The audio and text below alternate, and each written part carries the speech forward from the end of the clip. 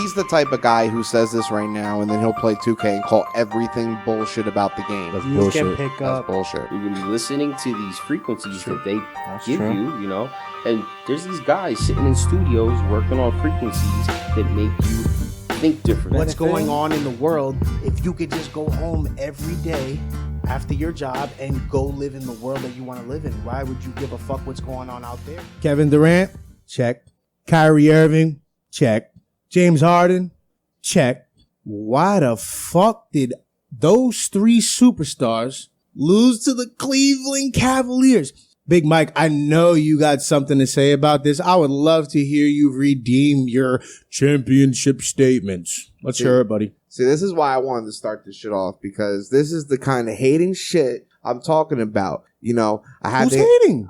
He didn't show up for the last one. He comes in today and he's got to talk all this shit. You know, Mr. James Harden and Kevin Durant, they had their shine. You know, the big three, they just got their, they're getting their cojones bigger. You know, they're getting ready to play together. Just let it mend, bro. Let it mend. You can't force this. But Cleveland, By the way, the Knicks just beat the Celtics, the number one team in the East. not just beat, they destroyed them. Let's get. And you're telling me the Brooklyn Nets can't beat the Cleveland Cavaliers? Come on, bro. Fact check. The Knicks have the number one defense in NBA right now. Who? Fact check. Let's go. Who? The Knicks. The Knicks, The Knicks? they allow the fewest points than any other Number team. one defense NBA. Knicks. Wow, That's crazy. Well, we got to give that praise to Tom That's a Thibodeau, but That's a great Oh, yeah. fact. As and a all. Knick fan, though, you can't say that without saying they also have one of the lowest points per game. oh yeah, Right. if they had offense, this team would be But defensively, But- pretty good. But you got to think about it this you way. gotta If look can, at 'em. If you can get everybody together, and Trey, we're on the same page when I think it comes to defense, because your favorite team besides the Knicks growing up was the Detroit Pistons, and they thrived on defense. So if you got defense, you can figure everything else out. Yeah, you may have to make a few trades and a few different adjustments to the lineup, whatever it may be. But I mean, realistically, look at our lineup. We have a decent offensive lineup. What do you think about that? I agree. They're obviously they're on paper very good defensively, and offensively, Randall is a fucking beast. Yeah. And Barrett is good too, but he doesn't come out every night like Randall. So, my opinion, they need that third guy. That's what That third guy that's gonna come in, That's what I was every saying. night, and especially when when Barrett doesn't come out. So my counter to that is, I was saying the other day how Randall actually stops RJ Barrett from actually producing more. RJ Barrett's more of a driver, and Randall likes to operate more mid-range and in the paint. So when he gets that ball in the paint and he passes out to RJ, he's not driving back out to the three-point line. He's staying low, so RJ has to shoot the ball.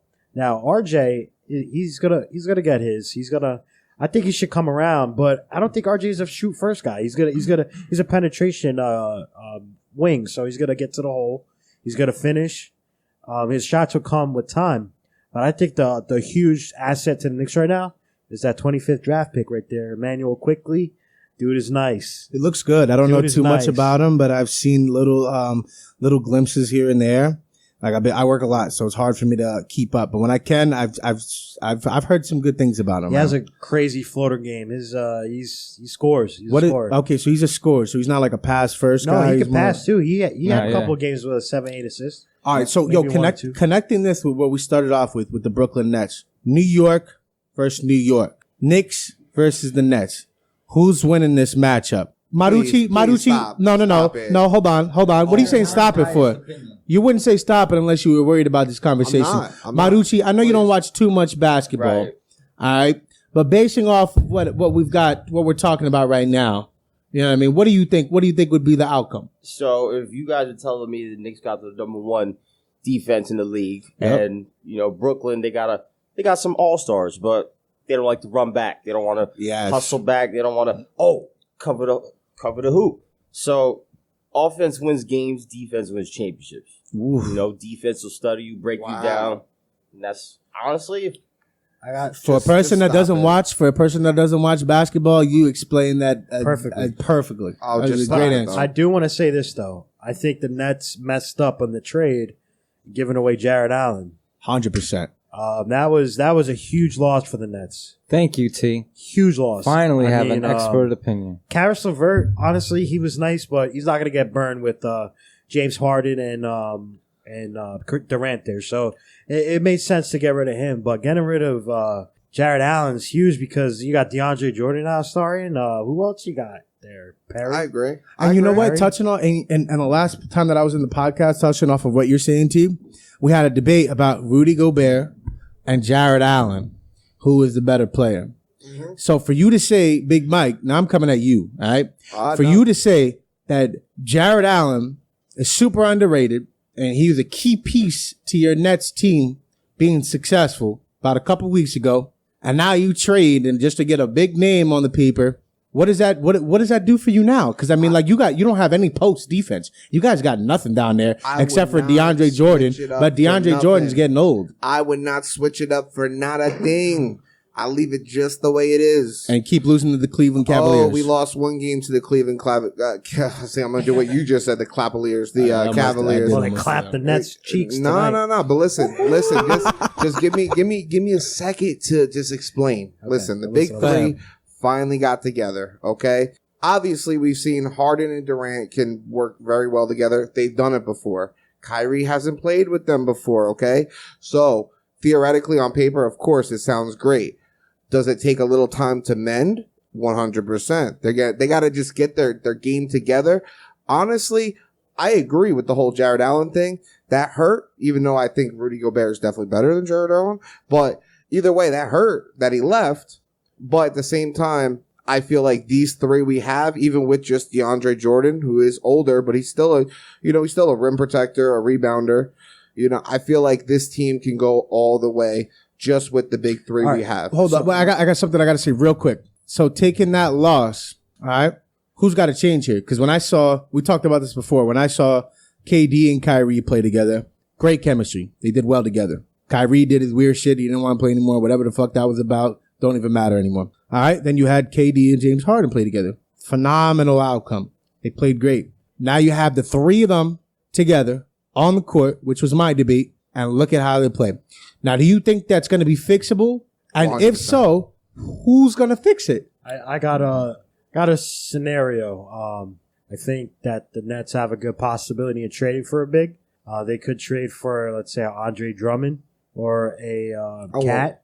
Oh, yeah. Or Anthony Towns, depending on who they give up. Now, they might have to give up one of the three, but I think if you gave up Kyrie, yes, you could get a Drummond or you could get a Karl Anthony Towns. Yes, that would be mine. That would be my guy. If you have James Harden, Durant, Cat, or Drummond, that team is unstoppable. Yeah, I agree with that. I would 100% trade Kyrie Irving and get a big man. Oh, my God. Do you hear this guy now? Do you hear this guy now? This guy's all over social media talking about the big three. And now all of a sudden he's saying, yeah, I would totally trade Kyrie Irving. You got to pick a side. Which side you got to pick on?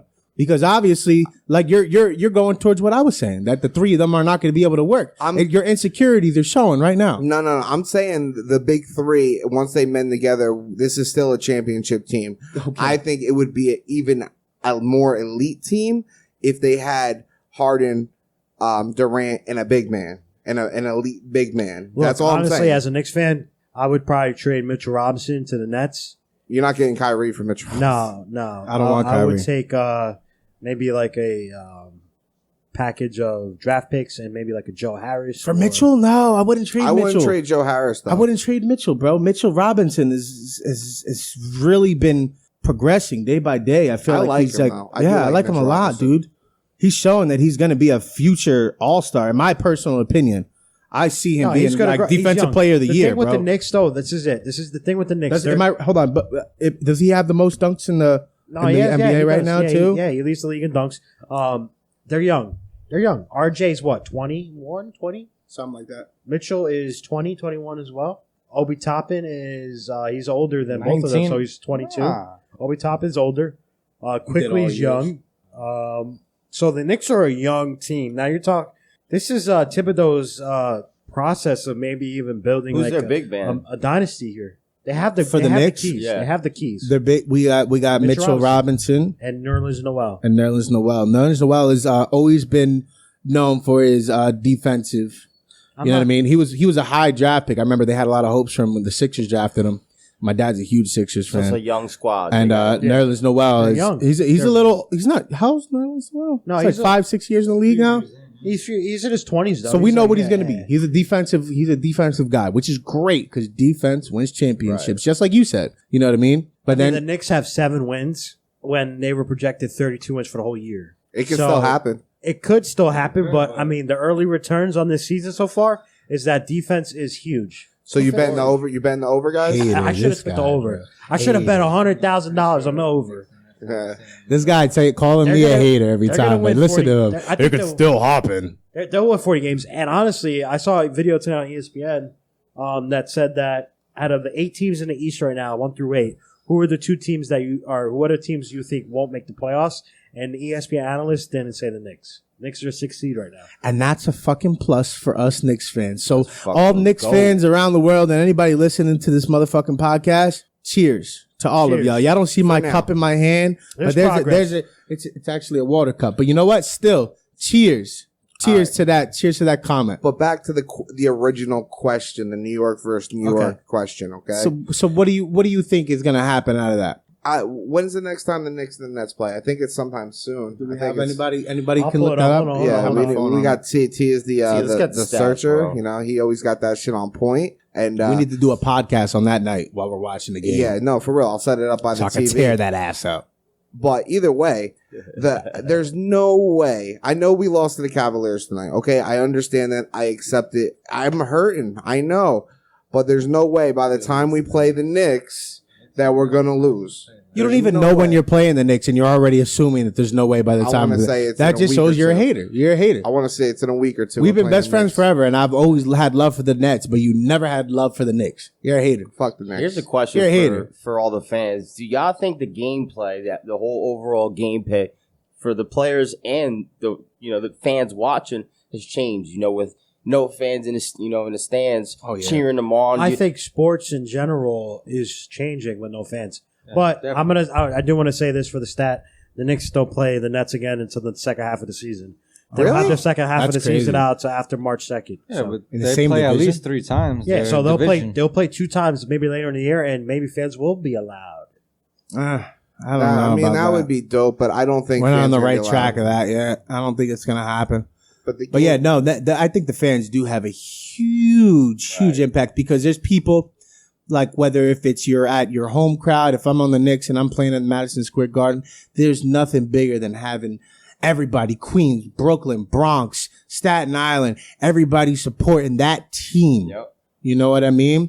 And you got some people who are supporting, Brooklyn, we got our own team. All right, whatever. I get that. But at the end of the day, there's nothing bigger than having New York all together on one side. Nobody would know better than my man Tre. My man Tre over here is from the Bronx. He knows what it is, and he knows anything New York related, they all stick together. New York is that type of... They go ham on that shit. You got to remember the Brooklyn Nets were in Jersey, so you got so many years of the Knicks being the only New York Metro team, and it would be like an expansion team just being created. That's what. But you have to think a lot of New Jersey Nets fans jump ship when they went to Brooklyn. Man. We talked about this. And not only just jump ship there, and when Brooklyn wasn't doing good, jump ship from Brooklyn to Portland because I like Jamal Crawford, he's my favorite player. And then all of a sudden, the crazy deal happens where KG, Paul Pierce, and Ray Allen go to Brooklyn, and Big Mike's a Brooklyn fan again. I'm gonna have so, ladies and gentlemen, just so you know, that's where your host of this show, that's where he stands at. Okay, so when you're trying to form an opinion, just know where his head is at. Know where mine is at. I've been a Knicks fan since day one. Since I was saying what up to Stephon Marbury at my first Knicks game. Bro, I haven't heard any net talk in like at least 6 years. I mean, on paper though, the Nets. KD comes and it's like post every day. Yeah. I've been talking about Karis LeVert. I've been talking about the Nets. No, you haven't. I think you barely even said his name right. The Nets on paper right now are the better team down New York. 100%. You can't. When you on paper, when you got Durant and James Harden on the same team, that alone right there is. It looks great. It looks amazing. Yeah, well, it's all about the chemistry, bro. Which the Knicks obviously have a little bit better. They've been a team since the beginning of the year. This is the Nets' first time. But besides that, if we had fans the Knicks would be a lot better than the Nets because the Knicks have a much better fans. New Yorkers stick together. And this, like the New York Knicks, they're New York as a whole, not just Brooklyn. They kind of isolate themselves, you know? Mm-hmm. So y'all take it over the whole fucking city now? I mean, okay. It's definitely a factor. Goes both ways, though. I mean, the Knicks had fans for the last couple of years before that, and they were dog crap. But we all stuck together, though. Like, you're Yeah. still a Knicks fan. I'm still a Knicks fan. So yeah. But The I New mean, Jersey fans dissipated. I'm just talking about fans in general. It could either be a good thing or it could be a bad thing. You know, when you have fans screaming, RJ shooting 2 for 15 from the field, RJ might hear something like from the fans because Knicks, like New York fans are so diehard. RJ, like, you suck. Like, get back in the gym. You know, like. I think that's for the more most like part, though. The Knicks are like they're so supportive every fucking year. It's even when they fucking suck. Knicks fans, if they see hard work, hard play, they love defense, they're gonna cheer every second of the game. Because that's what we know. Like if you're thinking about Knicks, exactly, blue collar, hard working. And if you bring that back to what? Charles Oakley, Patrick Ewing, John Starks. You know what I mean? Allen Houston when he was healthy. You know what I mean? But like that whole scenario right there just showed heart. And that's what New York is made of. All you have to do is show heart. And not even with like basketball, it's every sport, like football, baseball. As long as you're playing hard, if you're diving for that ball or you're going the extra mile to make a play and the fans see that, you're the fan favorite, It's respected. And exactly. It's respected and that boosts your morale. So if you make that nice catch, you're going to be elevated, like almost like a drug. That shit's going to be like, oh shit, now I'm on my A game for the rest of the game. I made a nice catch. I got the fans' approval and I'm ready to go. But then you got people on the opposite side, like I don't mean to bring it to another sport, but just for example, like a Floyd Mayweather. Everybody wants to watch Floyd Mayweather lose. It's factual. I'm not a fan of Floyd Mayweather. I'm one of the ones that wanted to see him lose. I respect him for what he does. But at the end of the day, what I'm trying to say is he thrives off of negative energy. So that doesn't just exist in boxing. That coincides into basketball too. Like Michael Jordan. Oh, you ain't going to do it? Oh, what? You said I can't do it? Hold up. Let me show you something. So, yeah, I have something to say to that too, because like with fans not being there, you're actually seeing a lot of teams in NBA right now actually overachieve, and then you're seeing some teams underachieve. So, I mean, I think fans are a huge thing, especially, for example, let's talk about like the Seattle Seahawks. If you ever go to a Seattle game, those fans are so into the game. Those fans alone can actually win you a game. Greatest fans in any sport, hands down. So I'm not big into. I don't watch too much football. Where the Seahawks did it, obviously they didn't make it to the playoffs, right? They did. Oh, they did. They lost though. They lost in the first round. Yeah. All right. So does that translate more heavily into football, or does it not? Because I feel like football is more of like quarterback is the start of the show, and then everybody goes off of that. When basketball, it's like, all right, everybody can be the star. As soon as you pass me the ball, I'm the star. But like football, it's like, where does it go from there? Maruchii, what do you think about that? So going back to the whole defense thing, football, they're defensive, man. They're smart. They're hearing plays, and I feel like if you don't have fans in the stands calling out, souping shit up, you can pick plays out. You can, we go left. They switching. It's quiet. You get to concentrate, and like there's pros and cons, like T said. So, it can be bad for the momentum and all that, but it can also be good when the offense is running and the defense steps up. Like, guys, come on, we got to do this for our offense to stop this ball. Let's do it. So Maruchii, if you were in any of those sports, which would you prefer? Would you prefer the tough love, or would you prefer the support? Which more would you thrive off of? The tough love. I relate to that. Tough love, because every sport, we thrive off shit talking. Like you said, that negative energy, that let me show you what I got. Ooh, you said I ain't, watch this. Bam. That's where that sizzle come through. That's how. So with that being said, T, I want you to answer this for me real quick. Who's going to make it to the Super Bowl? Who's going to be versing who in the Super Bowl? Depends on who plays this week. I think Kansas City has a great chance if Mahomes plays. But if Chad Henne plays, I don't know. It's pretty even. The Buffalo Bills, on paper, those Bills up in Buffalo, They can ball. They can play some football. Bro, if the Bills play Chad Henne, the Bills will fucking destroy them. Yes, I think Patrick Mahomes. It's not even close.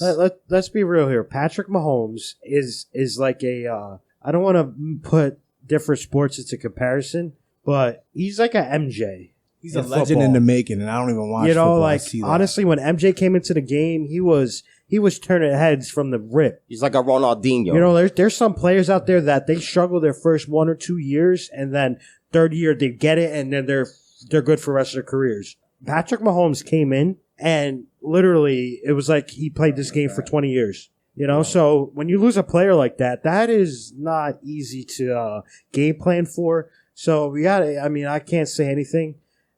If Mahomes plays Kansas City all day, if he doesn't, I'm leaning more towards the Bills. And on the other side of it, Tom Brady versus Green Bay. Yep. Aaron Rodgers. All right, so the thing with Green Bay, this is the only thing I got. One, it's going to be a really cold game because they're playing in Green Bay. They're playing in Green Bay, okay. All right, so it's going to be a cold game. I think that favors Tom Brady more than anything. Oh, hell yeah. From Brady's New England, bro? yeah. You're from New England, bro. But it does favor Rodgers, too, because he's been playing Green Bay his whole life.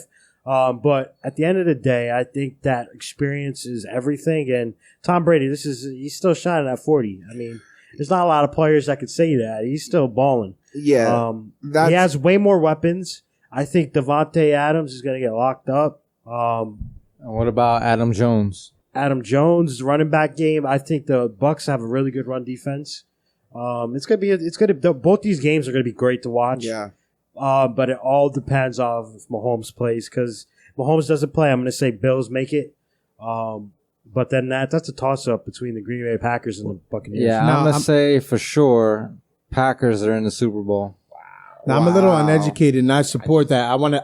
I definitely want to hear more about that because I don't watch on a regular basis. But what is exactly Mahomes' injury that's withholding him from playing right now? Concussion protocol is one of the hardest things to get around. I mean, concussion protocol is like COVID protocol. Yeah. Because he could be like, I'm good, but yet you know. I mean, he smacked his head, bro. He smacked his head hard. It's a whole process. The NFL, and the way he tried to stand up during that game, he looked loopy. He buckled. When was that? Well, how long ago was that? It was Sunday. Sunday. Oh, wow. So for 1 week, it's usually a 2-week thing. Okay. And I think when it comes down to too is like it really depends on how he's feeling. But again, you could feel great, and then you take an MRI.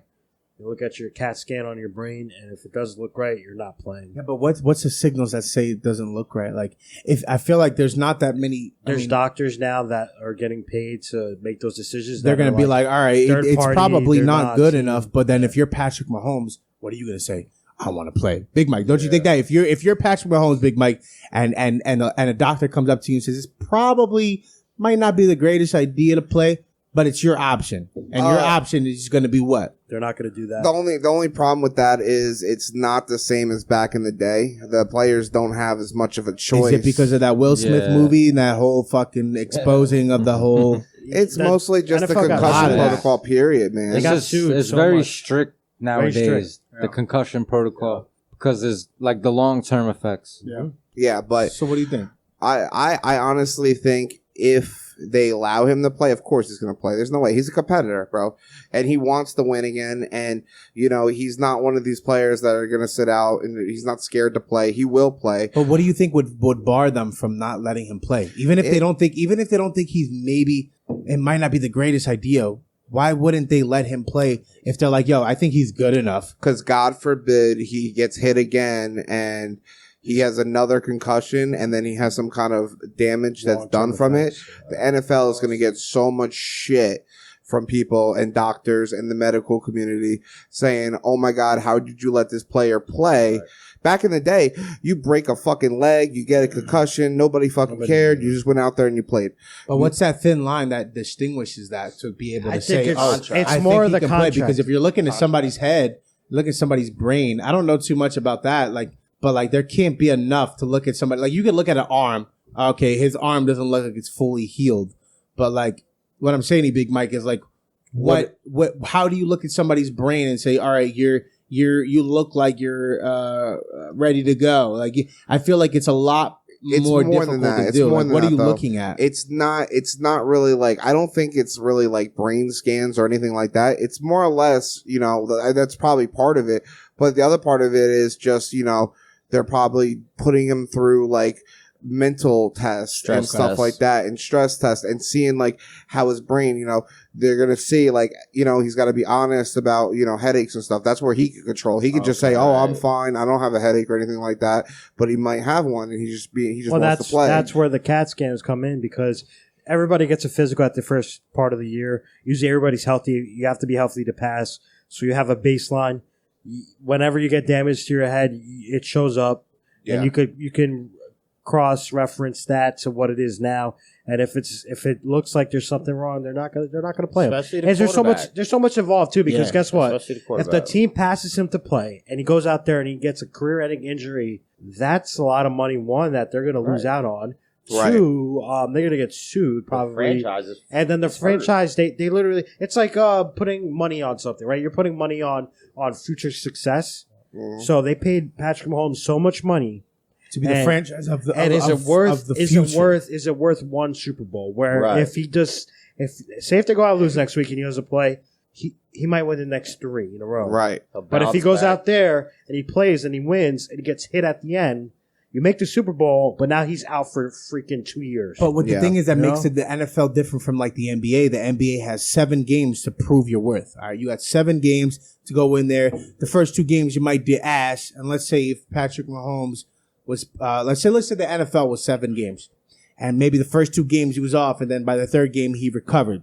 It's not that way in the NFL. It's 1 game, do or die. So with that being said, I feel like NFL. And listen, I don't follow closely, but every year there's a new guy. There's a new star quarterback. There's a new star wide receiver. NBA, you got the same guys who've been doing it for the last 10 years. So with NFL, with that 1 game in the playoffs, you lose it, you're done. That makes it so much easier for somebody who wouldn't have that same opportunity and could get lucky in maybe 2 games in the semifinals and then the Super Bowl. Excuse my language for not saying it the right way. To get lucky off of that situation to be there. My argument as a GM, if I had Patrick Mahomes, I would be like, we got the momentum going. We got it. We need another one. Now we're going to be a dynasty. We're going to be selling jerseys. We're going to be doing this. We're going to do that. Or we're going to let our momentum die and let the next big thing come in and take over the show. You know what I mean? but if And at I'm- the end of the day, it's not who's taking over the show. At the end of the day, people are going to perform how they perform. And I get that. Yeah, but ultimately, it's not really up to the player or even the team anymore. These are like outside doctors that are coming Third in party. here. Right. They're not. They're this is not- not no like association. Kansas. Not in the team's best interest. No, if That's how Kansas City serious says he this can play, became to the league. if Patrick Mahomes says he can play, but the outside doctor says he can't play, he cannot play. Right. Period. Like I I said, respect that too. yeah. I mean, it's for their best safety. Now, how far do they really go with it because of liability? There could be a fine line because players did this for a long time, and the amount of players compared to the amount of players that are okay at the end of the day, it's a very small percentage. And this is like what wrestlers went through too. Like Exactly. WWE wrestlers going Yes. through, fighting through all this shit. And you look at a guy like Chris Benoit, murders his fucking family, bro. Right. Like, it's a fucked up situation. But yet, put on some of the greatest matches you'll ever see in the WWE. Right. But based off of, oh yeah, he'll be okay. He'll be okay. And you know what I mean? So if Patrick Mahomes is in there, he's winning the Super Bowl. Is that the consensus? No, I don't think so. Okay. But- who's stopping him? But this is He's winning against the Bulls. That's my opinion. right. The Bills. The Bills. Yes, Bills. The sorry. Bulls. No, but I just basically I think that either Kansas City is going to win, or I highly think that Green Bay is going to win. But the biggest thing that goes on right now, if you really look at it, is the sides of the AFC and the NFC, the quarterbacks that are going at it. You got the AFC with these young new studs in the NFL who are really paving the way. And then in the NFC, you got these old guys. I mean, I was looking at stats, and it's like crazy. It's like between Aaron Rodgers and fucking Tom Brady, they have like X amount of touchdowns, X amount of yards, and they played so many games compared to these young cats who've only been in the league for a couple of years. Let's talk about experience, 1, but 2, Tom Brady. What? AFC going to the championship game every Superhuman. year. first And year. then now He turned he that turned team 40. into the fucking New England He Patriots. turned 40, and now he's bringing NFC Tampa team. Bay, man. Come on now, and look, the Patriots didn't even make the playoffs this year.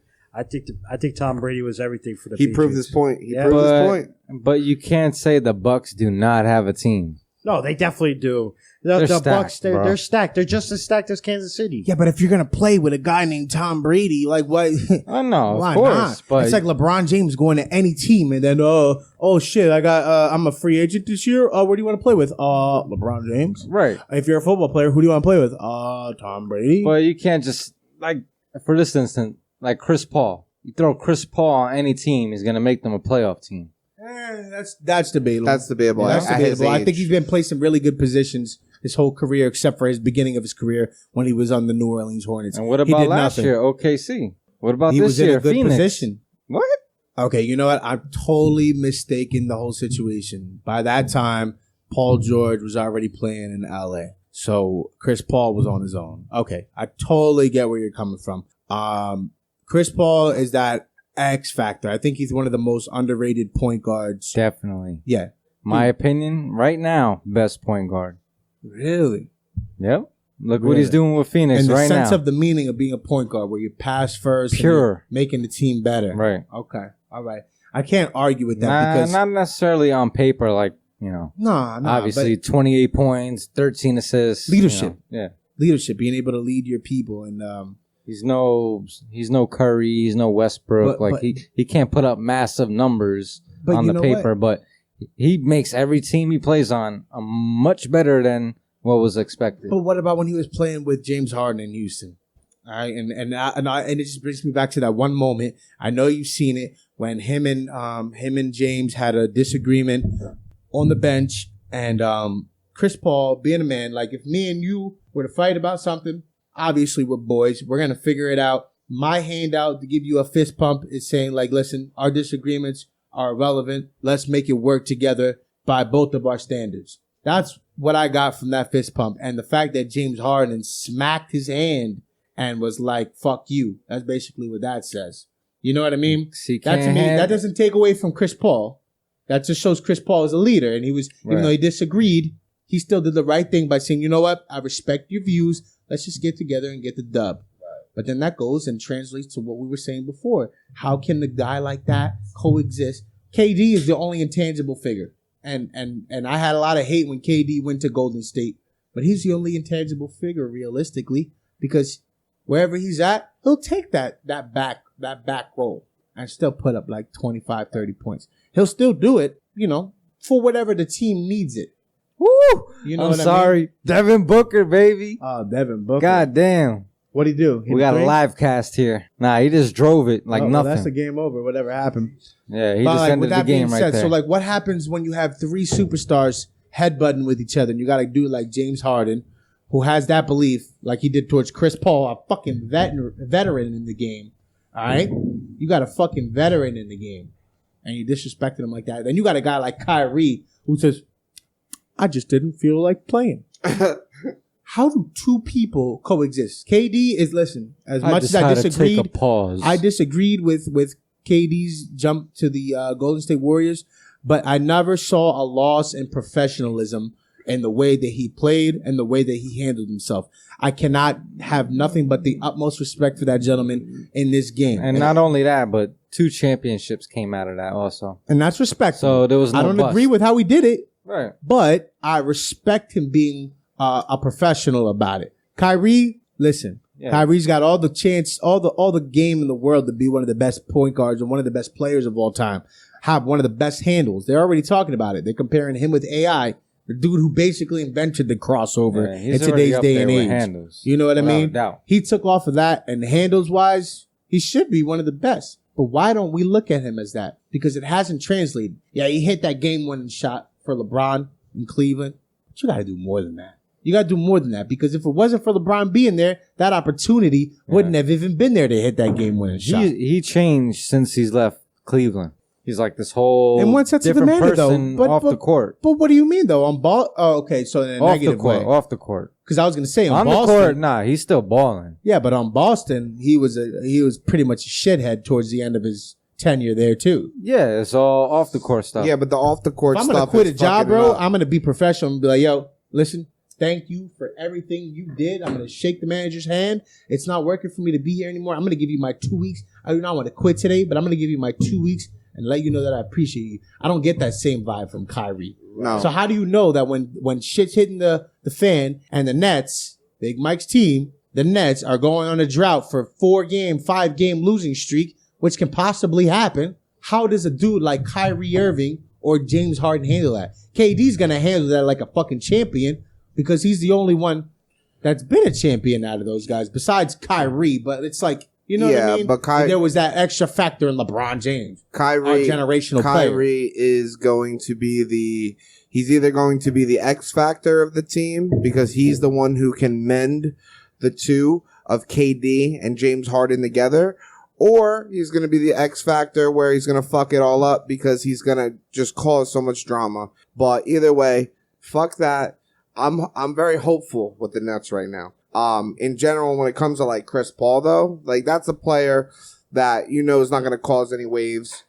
Chris Paul is only going to, make a team better, like Trey said. And that's the kind of player that I would rather have a player that's not at the caliber of Kyrie, have a better big man, but then have like a point guard that might not have the caliber of Chris Paul, but is more of a facilitator that can be that mend between KD and be the mend with James Harden. So going back to what you said, Trey, because I wanted to ask you, what do you think is the change in Kyrie? Is it his ego? Is it him stepping up more as a leader, or what's that change that you see in him? Yeah, it's more of his ego. I mean, I don't know. LeBron obviously had some sort of effect on him. Like, he didn't like being in the shadows. He wanted to be the main attraction, So I guess, I don't know, when he went to Boston, like, I guess it didn't translate well. He thought he went to Boston. He's like, I'm the man. Look at me. But nobody was really looking at him. So he's like, oh, the earth is flat. You know, and the rest from there. He just went on with. Well, he'd been in the spotlight off the court with him, man. That's the whole background with him, and it's never going to change. Like I said in the last podcast, it's like that kid who has ADHD and is playing a sport. You just want him to focus all his energy on playing the sport and not get too focused in on everything else. The thing with Kyrie though is that he was focused on everything else other than basketball.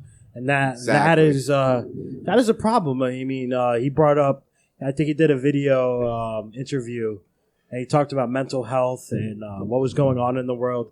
And if you watch the video and his mannerisms, what he's talking, it's like he's like laughing about it, like he's taking it as a joke. Stephen A. Smith, I think that was what he was. That was the video I watched when he talked about it. Stephen A. He did say things about Kyrie, saying, you know what, like, you get paid to play basketball. I mean, it's not like something where it's like, if that's what you're feeling, then just let us know. I mean, Kyrie has that personality of talking down to people. That's what he was bringing up, how, like, Kyrie treats his subordinates as peons, like he's better than them with the media. And I just think that he just has he doesn't have a personality for the media, like, Kyrie is not a personable guy other than what he's feeling. Well, you would think if he's withholding from a game or trying to make a statement, the fact that he doesn't make the statement clear on why he's not playing or why he's not doing whatever he's doing just seems more of a petty act towards a certain situation that we don't know about rather than a movement. If it was a movement, you would say why you're doing it so that people can understand and relate to it. Mm-hmm. But when you're doing it and making it disclosed, it's almost like all right, well, I'm a Nets fan and you're not playing. You're not telling me why. I kind of take offense to that because those are 3-4 games we could have won with you on the lineup. No, I totally agree with that. But, I have a bigger question. We really got into a lot of stuff here. We were talking about Chris Paul. We're talking about Kyrie Irving.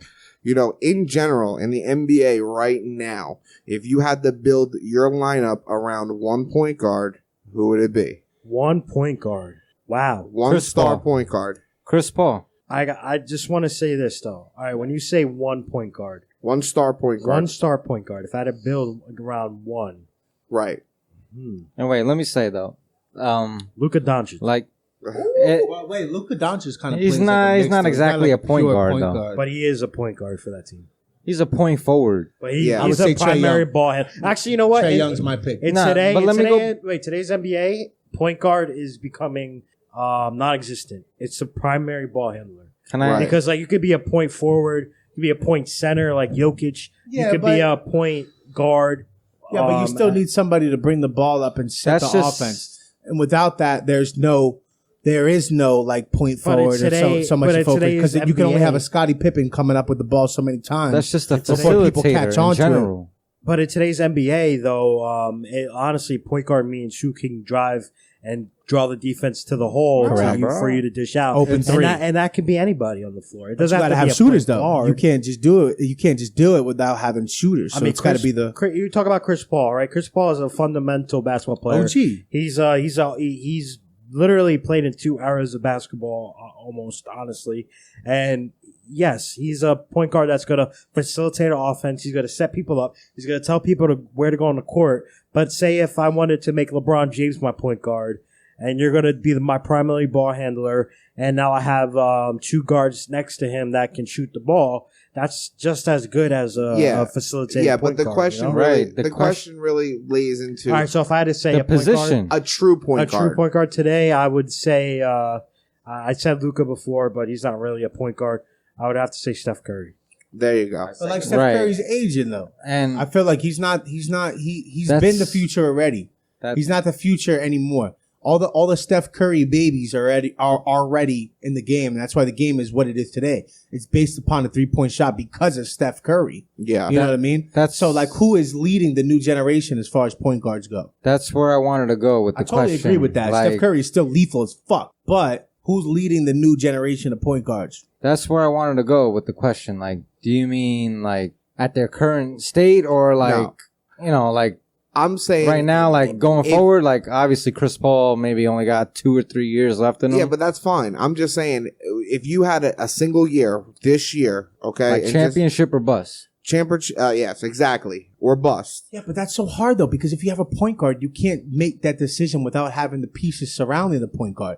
So if you have a point guard who's good at distributing the ball, who is he passing to that's going to hit that open shot? I know, Who is he passing to Yeah, that's but going to that's hit not those the question. lanes? The That's question not the is question. just You still need which point guard if you do had you to have want? a true point guard. That's all the question is. Like we have Steph Curry. Yeah, but we have Chris Paul. But what I'm trying to say is though, you can't name that point guard without the pieces surrounding him.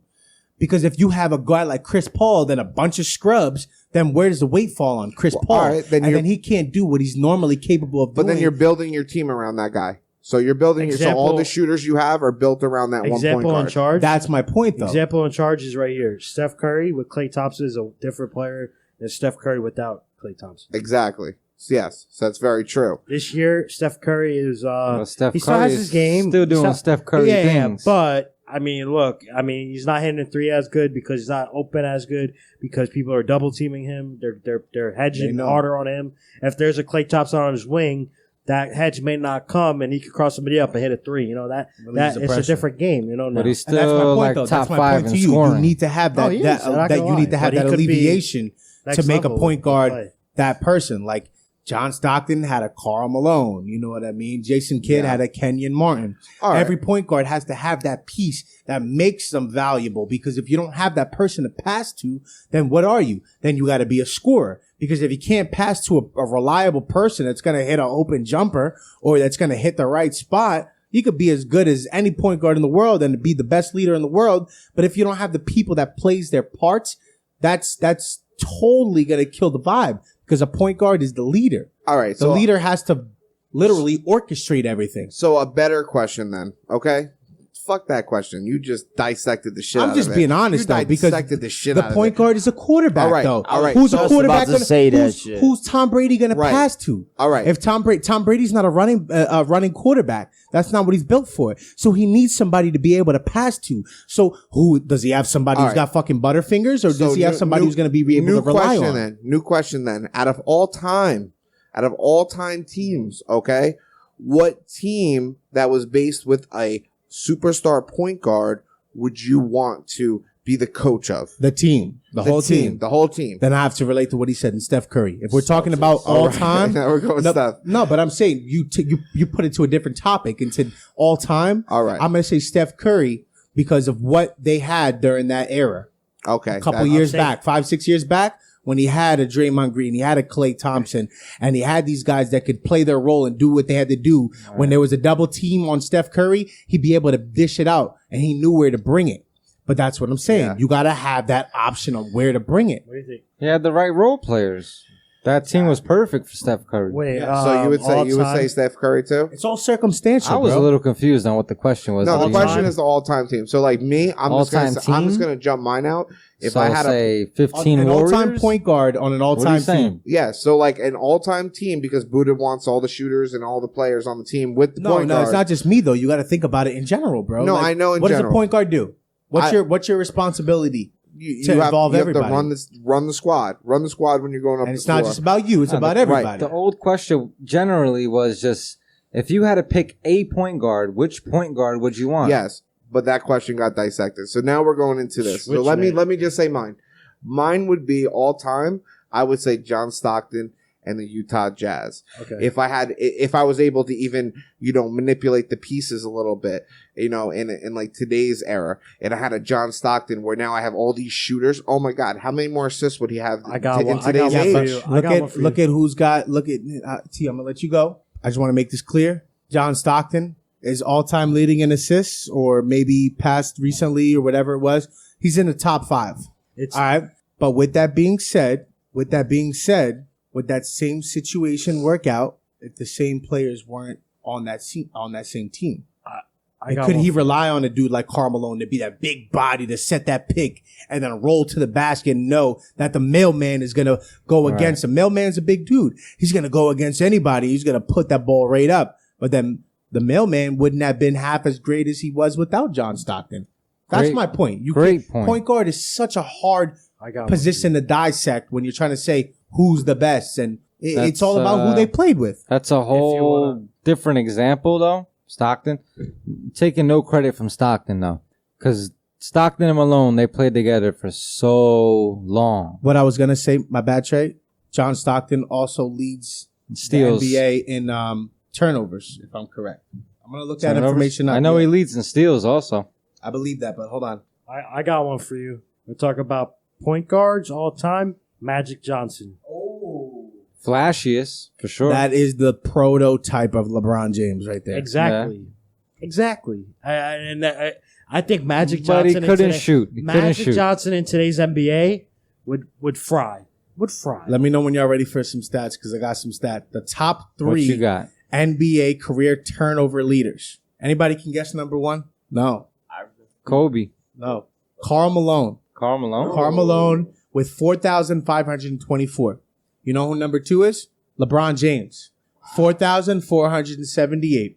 And number 3, as I stated before, John Stockton with 4,244. So they're all, John Stockton was number 1. One is active still. One is active still. Correct. But that just gives him a disadvantage in becoming number 1 because his number 1 spot is way less than 100, like 75 away. Yeah, so LeBron James is going to have 75 more. I don't really fault John. So you don't think in another 2 years that LeBron James is going to take that number 1 position in career turnovers? I agree. I think he will. I don't fault John Stockton and I don't fault LeBron James because they hold the ball so much. Yes. Karl Malone though, that's kind of a weird number 1 because he's the one getting the ball dished to. So he's not dribbling up the court. But at the same time, that one kind of shocked me. Yeah, that shocked me too. But it shouldn't be as shocking because the Utah Jazz. Who are you playing? Back in the 90s. Lakers. No. Yeah, exactly. Well, in the finals. But what I'm trying to say is if you're versing the Utah Jazz, who are you going against? I just want to... John Stockton and Karl Malone. So how many times is it going to happen where that pick and roll is going to get predicted and Karl Malone get that ball in his hands and they're, oh shit, we already know. And he loses the ball. He loses control. Being a post player where the game, there was no 3-pointers during that time. So he couldn't fake a dude. You knew where Karl Malone was going. He's going right to the post. Yeah, he wasn't shooting a 3. I just want to put the stats out here for my pick and Magic Johnson. From 1982 to 1990, he averaged a double-double in points and assists. And he possibly could have did it through 1981. He was just 0.5 off of assists. And he shot 50% from the field in every season except 3. That's just... That's And you know what that's fucks numbers, me up? bro. When nobody wants to use Magic Johnson in NBA 2K. I'll Nah. use him all That'll day, and hold I'll light up threes. any team. Everybody, you hear me? Reverse the universe podcast universe. You want to play me in Universe. 2K? I will be the Magic Johnson Lakers, and I will bust that ass with Magic Johnson because he was that legendary. That's crazy. And I got 5 on it. That's stats right there. I mean, there's Does people that in mean you're NBA gonna play today him that can for do 5? that, but you got to say in the 80s, I got 5 Defense. on it. defense, and he was still able to put up a double like that. legendary player. He's super slept on. He even played So center slept on, in the finals. He did. That hook shot. Where do you think he When got that Kareem from? was Kareem. out. He got that from Kareem. That hook shot. But Magic Johnson was the prototype for a guy like LeBron James. Facilitator. There's no LeBron James without Magic Johnson. Yeah. He played the Honestly- position before him. LeBron James learned how to get a shot and figure out that. You know what? You want to know somebody that could, if they got a shot, could be like a LeBron James? Ben Simmons. He has the potential. I see that. He can't shoot a but three we're for at his the life, point though. though where it's like kind of should have happened. Right. already. Yeah, he's at a happening. point now where he should have The potential took was the next there. step. Tell me if I'm wrong. T, how many years do we go in the postseason where we see on Facebook, oh, Ben Simmons hitting threes in practice? We see Ben Simmons hitting threes, and my dad will be the first one to touch me. Oh, look at Ben Simmons shooting threes. Tagging me in fucking true. Facebook Yup, tagging posts. Big Mike because you know, Big Mike's my brother, so he knows where that stands. And then what happens? He still does not capitalize on that. You gotta be able to do that. Yep. You know what I mean? Ben Simmons has the body. He can Right. drive to the hoop. He can pass. There's- His court awareness is amazing. But LeBron James mastered the shot. Yes, he LeBron did. James could shoot. You don't leave LeBron. LeBron open. Early LeBron, you Maybe. could probably leave him open. But after the first 3, He took a step. Yeah. maybe 3 years might be too much. Maybe 2 years. Did take a step. He figured out how to shoot the So ball. I got this Yeah. though. I got this too though. In terms of straight up ball dominant players in NBA, LeBron James leads the list. Oh yeah, Leads the list. He had to. 100%. He had to. 100%. I bring this to Ben Simmons again. If he ever can get a shot, Develop it. He needs that's to. all that's missing from his game to take that next level. Yeah, but that's so hard to say just to develop a shot. Me and Trey had played basketball for years. And me and this guy could go It's head hard. to head. I know Trey's weaknesses and he knows mine. I know Trey could shoot out the fucking gym. But he can't drive, my bad homie. He Yes, I can't can. drive to the rim as good as I can. But you know what? I acknowledge the fact that he's better at something than I am. And I'm better at something than he is. And that's just what it comes down to. So it's like, at this point in time, Ben Simmons should have already figured this shit out. We're all You know what I old mean? men now. So that Same was with back in the Giannis day. though. Yeah. Or Giannis. I mean, I saw If he him hit gets a that couple jump shots. shot- He's still got It's potential to do it. inconsistent. It's so inconsistent. Giannis, he's Yeah. not a shooter. If he gets He's a that driver. down packed, You can he's say that fucking about a lot. unstoppable. But then Yeah. that just brings us full circle with the today's NBA. It doesn't matter about size anymore. You could be a tall point guard. You could be a Yeah. short point guard. You could be a tall center. You could be a short center. You could be a tall power forward. You could be a small power Because forward. if you're a short center, Yes. you could shoot, It does- Right. and you could sit on the 3-point But back line in where a the big day- center's not going to go up Back on in the day, it was like, how tall are you? Right. All right, this is where you're gonna play. Right. Meet How me in much the do you post. weigh? You know, going down. It's a now tall it's not game. about that anymore. It's How much about size you how got. good can you handle the ball? How good can you shoot? How good can you drive? But And that makes the game so much more unpredictable. Unpredictable. I want to go into Luca though. I really do. The future. Because thank you, because that's what me and Trey were talking about on the last podcast. Did we Was disagree about something, Big we Mike? did. We agreed. It's fucking That great. felt weird, right? It's That weird. felt weird. I'm about to say Luca's not, but either way, no. I said, imagine That's if crazy. Luca was like 6'11", 7 foot. You can't say that though, Nah. because that would make Can't. him a whole different player. Right. That's what they say about Allen Iverson. Imagine if Allen Iverson was 6'6". No, he wouldn't have had to overcome those obstacles that he did to become good at certain things to become relevant. He's like, oh shit, there's a taller defender. I gotta lean to the left and pretend I'm going right just to fool this defender. No, he would have been like, no, I'm relying on this. I'm doing this really good. That But- it's all about your obstacles, bro. You can't. Yeah, you but can't put it either like way, that. I'm just saying if he still could keep that skill set and be that dominant and that tall, Yeah, but it's not realistic though, bro. 6'11" Luca is just Jokic. Yeah, dude, he's gonna be Exactly, slower by nature. He's exactly. gonna be slower. He's gonna be slower. Luka's not the fastest player on the court, but No, he's just he's not. fast enough to where his slowness kind of meshes well. It works. It works for So it's like, all right, he's just fast enough but he's not that fast where he does like these weird body movements that make it believable. So yeah, I would think he'd be a great power forward if he was 6'11" or center at 6'11", whatever the case may be. But you got to think these experiences make you the player that you are. When I was growing up, I couldn't dunk. I couldn't do all this crazy shit. I had to figure out how to go, and I couldn't shoot. Tre's a great shooter. How do I beat Tre? I got to figure out how to get to the hoop and do what I do under the hoop because I know what I'm not good at. So you got to think about what you can do and versatility is huge. But do you want to hear a crazy stat? You want to hear a crazy stat?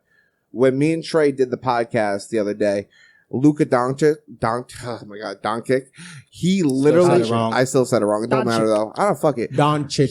Say the man's name right. If you're going to talk about it, Doncic. There you go. But either way, he that day just tied Michael Jordan with the most triple doubles at 16th in all of NBA history. Wow. Think about how many years he's only played. The day after, he passed Michael Jordan. But that's Michael Jordan. Michael Jordan played on a team for so long where he had to be the sole player of the team. And he didn't have nobody. Yes, that too incorporated, but he didn't have nobody to pass the ball to score those triple doubles. But Luka's only if you look at Michael Jordan's early games, I don't have stats in front of me. Michael Jordan was scoring 40, 50 points a game until Scottie Pippen came in the picture.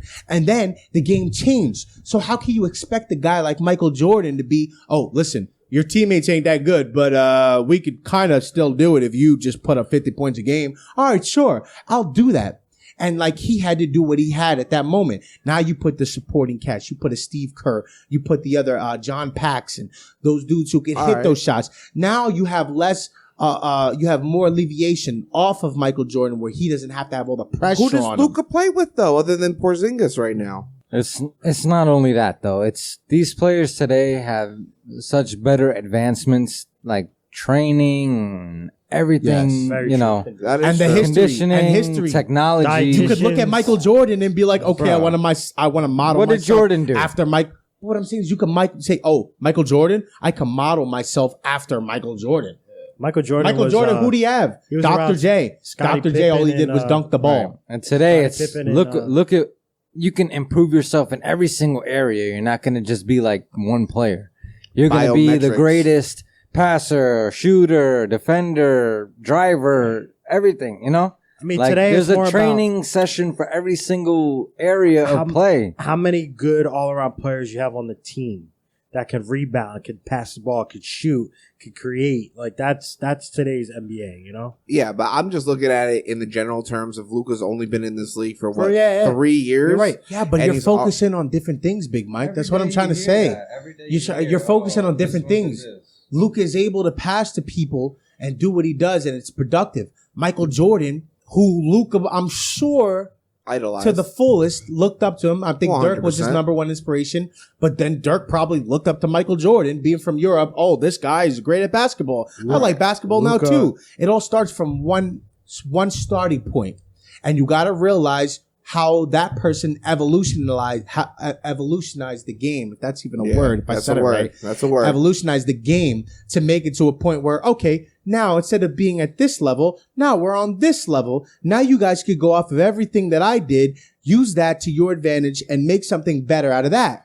You know what I mean? And you can't put Michael Jordan in that argument with the triple doubles because he wasn't a triple double player. That's not my point. That's the guy that's going to drop 50 on your head when he needs 50 in the game. But that's not my point. I'm not saying anything. I'm not discrediting. So what are you saying about Luka Doncic compared to Michael Jordan? All I'm saying is in the future, it's kind of crazy to think about the fact that Luka did this in so few seasons. I'm just saying in the future, this is going to be Luka's league. You know what I mean? I agree with that. Yeah, I wasn't discrediting Michael Jordan. I'm not discrediting Michael Jordan. I totally respect what you're saying on that. My point is just realistically, you got to think about every player's what they have to triumph over, like what they have to overcome. And Michael Jordan didn't have to pass the ball. What do you think what's the guy's name who was the manager, the little short motherfucker in the documentaries, who was the manager or the owner of the Jerry Krause? Okay, what do you think Jerry Krause was saying? Michael Jordan, get the ball and score the ball. Get the ball and score the ball. Get the ball and score the ball. Michael was like, fuck you. Luka picked up everything he saw in his lifetime. And there's no better time to be an NBA player than now. No. The game is, we've seen so many people do so many different things, and now people are combining all those talents. And Luka's the best example because he's a passer, he's a rebounder, he's a hustler, he's the defender. He can do everything, but you can't compare those exact stats with a guy like Michael Jordan, who didn't have to pass the ball. No, during that time, he had to score the ball. My whole thing is that Luka is going still to destined be for greatness. Is destined for greatness, and if he continues, but like I was talking to Trey, you never know what's going to happen. That's What why, stops Luka that's from why, being great, Big Michael Mike? Jordan signed him to a Jordan deal. Oh, Michael Jordan and Luka teaming up. That's I like a great that. team. I like that team. What stops Luka from being one of the best of all time? Nothing at all, bro. If he keeps playing at the level he plays, there's nothing stopping. I got him. an answer for that. What? Kristaps Porzingis. Oh, If yeah. Kristaps is not That healthy, guy. The and unicorn. they don't make a move to trade him for somebody who's going to complement, those two complement very well. If they don't make a move that complements that, you could play triple double every fucking game. Right, but that was my point. What too. did Russell Westbrook do? Triple double every fucking game. How do we look at Westbrook? He doesn't We play look with at the him best as like team. an aging guy who's like trying to look for the chip. Right. He doesn't play with the best team. But all right. So I want to get into one more conversation since we were talking about the Bulls. I want to get into, the coaches now. Because now we're talking about the Bulls. We were talking about the Lakers before, but there's a team out there that has a coach who's, just as legendary, but I feel like doesn't have the name. Mr. Greg Popovich. So Wait, what do you mean he doesn't have the name? Of course he has the name. he has the name, but I feel like when you think of coaches, you're thinking of, Phil Jackson of the Bulls or even Phil And Jackson I'm of the thinking You Lakers. think of Greg Popovich. Popovich. Automatically. What do you mean? All right. So then my That's question the is, first two coaches that come who would to my you head. rather who would you rather have as a coach? Would you rather have Phil Jackson or would you rather have Greg Popovich? Me, I'd rather have Pop. Yes, Why I you say agree. that? He can translate a team. He can take your ordinary player and fit them into whatever role he needs them to be in. Now, how many times has he been in that position where it's been like, okay, I could say that's what he does? Because I can only think of almost one every base. year. No, I'm saying I can only think of one lineup. And that's Tim Duncan. Well, Manu, that's the and most Tony Parker. legendary. Yeah. So Yeah. who else is he? Who else? Just because because it didn't translate to a championship doesn't mean he didn't translate the players. Okay, so what's another example of Greg Popovich? He had a dynasty, bro. I know that, but I'm saying, despite that, our conversation right now is what is another situation like right now? What's the situation with the Well, dude right now from- they're not as great compared, to that trio of Duncan, Parker, and Ginobili, but they're still good. He's still making these not so highly named players into, they're something. They're not. yeah, they're but not if- scrubs. But that's like one scenario. though. on any other team, they'd be scrubs. He's a team like builder. who specifically though? Let's say Lonnie Walker. I don't know who that is. Exactly. DeJounte Murray. I know who he is. Yeah, but he's a team LaMarcus builder, Aldridge bro. is aging. He doesn't need Yeah, the but stars. LaMarcus Aldridge was established before he went to the Spurs. Right, but he already came over there pretty old, so he's Okay. their vet. Now, what have they done since the whole Tim Duncan, Manu, and Tony Parker? They've made the playoffs every year except I think last year, and COVID might have had a part of that. Kawhi came from there, right? Yeah, Kawhi was from there. So is anybody picking Phil Jackson over Pop then? yeah. You're gonna pick Phil Okay, Jackson. why? It's all situational.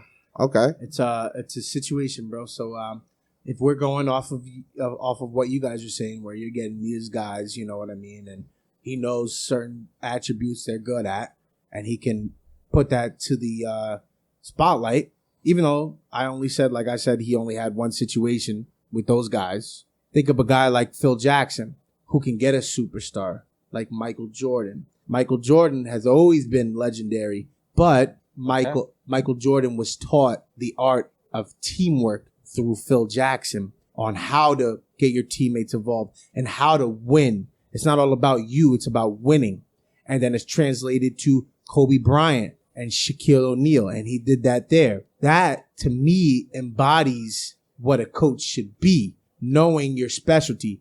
And it could be in totally different ways. Greg Popovich is better at bringing those guys who are good at one thing and putting them in different positions. But then Phil Jackson is a guy who could be like, listen, you think you're the best? That's cool. I'm going to let you know you're really good, but you're nothing without this guy and this guy and this guy. And without those guys, you could drop 50, 60 points a game. But guess what? That's translating this shit, and you ain't going to make the finals. And that's, to me, is what makes a championship coach. Let me say this. Are Ginobili and Parker who they are without Popovich? I mean, that's... Give them any other coach. You can't say that. Do they still become who they were? It's impossible to say. It's not impossible. How do you say it's possible? That defines, who Popovich is. Well, I mean, explain how it's possible to relate how they would be under a different coach. In the flip side. If they were to have D'Antoni. And the flip side, how would they have been? Is Kobe and Shaq who they are without Phil Jackson? No, that's my point. No? Nah, I don't believe that. No, they both played without them. So that's why I picked Pop. I feel like Shaq went to the finals with the Magic. Yeah, but okay. Without Phil. I want to interject real quick. But look at that. But okay, understandable. Shaq won a championship in Miami without Phil. He's got some. Okay. He's got some.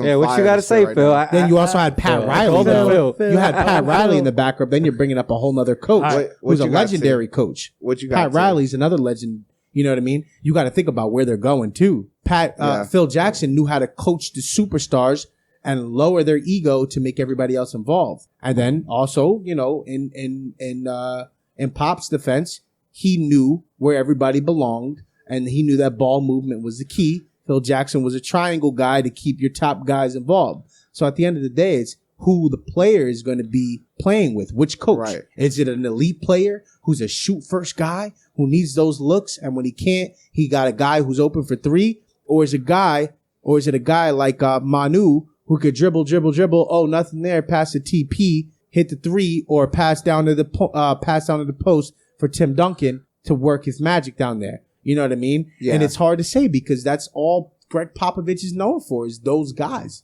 Right, Phil Jackson's known for having Kobe and Michael Jordan and putting those egos in check. So that's legendary shit right there. Yeah. So before 2001, could you name the GM of the Spurs? To this day, I can't. Me neither. You want to know who it is? Who? Greg Popovich. Wow. All right, so so he's the GM now, or he's always been? No, I know he always had some say in who they wanted to draft. From 1994 to 2001. He drafted Manu and he drafted Parker. He built his own. He handpicked all his teams. I know that. So with I that, know he was technically the GM though. That I searched it up. I was sitting here and I researched it and I saw that and it blew my mind because Popovich literally drafted those guys and said, "Now I want to coach." Right. And he got on the floor. Yeah, does that make him a better coach? He was already the coach. Or does that make him? Does that make him a better? He started coaching in 2002. Or does that make him better, more knowledgeable? He drafted Parker, he drafted Manu, and then he became the coach in 2002. Well, I look at it this way. That's ridiculous. When Phil Jackson took over the Bulls, they already had Michael Jordan and I believe Scottie Pippen as well. And they were doing nothing. They did absolutely nothing. And then when he took over the Lakers, he already had Kobe and I believe he already had Shaq as well. As soon as he left the Bulls, I'm pretty sure he went right to the Lakers. Right. And he already had them. So my thing is, like T said, Greg Popovich literally built his team from who he wanted from all over the world. But that's a GM skill, Big Mike. I'm talking about coaching people who are on the floor. I'm not talking about recruiting players. That's a whole different establishment. And kudos to Pop for being able to know who he could coach. But if Phil Jackson is thrown with two egos, like a Kobe and a Shaq, I agree and learn how to, even though they fought and they argued, they won championships. And that's just legendary. That's down in the that's going to be forever. You know what I mean? Yeah. No. So it's like, can you be a guy who, I'm going to pick this guy, because I feel like I could coach all of them and they'll all listen to me? Or can you be a guy like Phil Jackson and be like, listen, I'm a nobody, but do you know what Zen is? Do you know what meditation is? Do you know what yoga is? Like, and be like, and be that person to calm an ego down to where ego can coexist with other people. Because true. Michael Jordan, as egotistical as he was, Michael Jordan passed the fucking ball. If somebody was open and he wasn't open, he wasn't a stupid playmaker. Right. And I don't disagree. I don't disagree with you, man. I don't disagree with you. And I agree that Phil Jackson did elevate these players. And you're right. So it's two different aspects. Totally different scenarios. Right. And I think that's really where we can agree. And you know what, Big Mike? That's the beauty of free thinkers. When it's all said and done, as a team, as a fan, as friends, as a leader, or even an individual, just remember it's always okay to agree to disagree. And I know tonight we touched a lot of topics, but mostly we hit leaderships, role playing, and adapting to the times. Now, if there's one thing I can say to the followers, to the family, how are we going to unite? How are we going to show leadership? Those looking for guidance. How are we going to become a whole? How are we going to become that team that's going to win the Super Bowl, to win the championship? Let's show up. Let's show love. Let's unite. I love that. I love that. And on that note, I'm going to, finish this off. I'm here with Mr. J Buda. Yes, sir. Maruchii Velico. Yo, this for me, gente. Mr. T. Oh, yeah, Mr. T in the house. And yours truly, Tre Williams. The one and only. And this is Big Mike the Don. And I hope you have a good day, no matter what day you're listening to this podcast. And always remember, reverse the universe. Reverse the universe. Burp.